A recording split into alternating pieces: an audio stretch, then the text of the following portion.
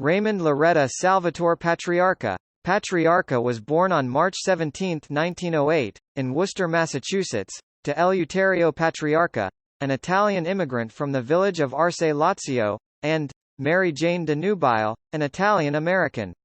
At the age of 4, Patriarca moved with his family to Providence, Rhode Island. Patriarca left school when he was 8 to shine shoes and work as a bellhop. During his teenage years, Patriarca was charged with hijacking, armed robbery, assault, safecracking, and auto theft.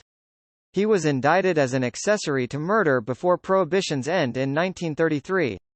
During the 1930s, the Providence Board of Public Safety named him Public Enemy No. 1.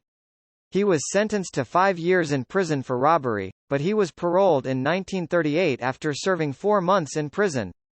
An inquiry revealed that Executive Counselor Daniel H. Coakley, a close associate of Governor Charles F. Hurley, had drawn up a parole petition based on the appeals of a Father Fagin, whom Coakley had fabricated.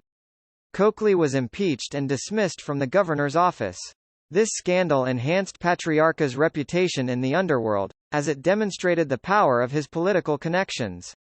In 1939, Patriarca married Helen G. Mandela and had a son, Raymond Patriarca Jr. During the 1940s, Patriarca continued to rise in power. In 1950, mobster Philip Bukola fled the country to avoid prosecution for tax evasion, and Patriarca took control of his criminal operations. In 1956, Patriarca made drastic changes in the crime family, the biggest being to move his base of operations to Providence, Rhode Island. He ran his crime family from the National Cigarette Service Company and Coin-O-Modich Distributors, a vending machine and pinball machine business on Atwells Avenue in the Federal Hill neighborhood of Providence. Every card game, prostitution ring, and illegal business in Providence had to pay a kickback to Patriarca. Patriarca's reign as leader of the New England Syndicate was rumored to be brutal and ruthless. In one incident, he allegedly ordered an elderly mobster to murder his own son, after Patriarca lost a substantial amount of money on a bad deal. The father pleaded for his son's life, so Patriarca exiled him from the family.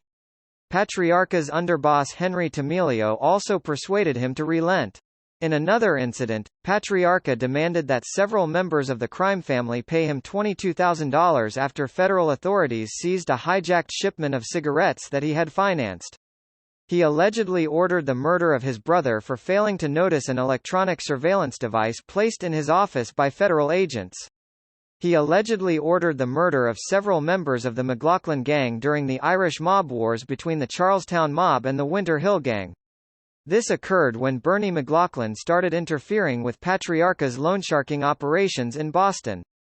In March 1970, Patriarca and several of his associates went on trial for murder and conspiracy to commit murder, the chief witness being robber and hitman John "Red" Kelly, who afterwards went into the Federal Witness Protection Program. Kelly gave testimony linking Patriarca and other family members to the murder of Rudolph, Rudy, Marfio and Anthony Mele. Kelly had been contracted by Patriarca to kill Marfio.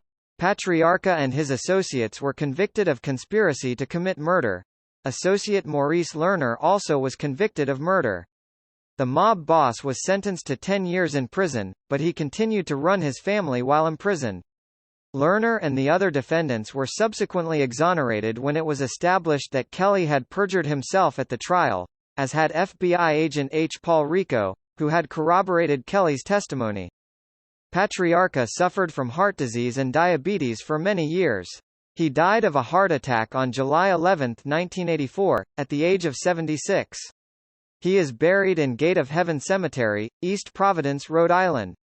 Please hit the like and subscribe button, feel free to share my video and leave a comment, hit the notification bell so you will know when my next video comes out, and as always thank you for watching my videos and please come back.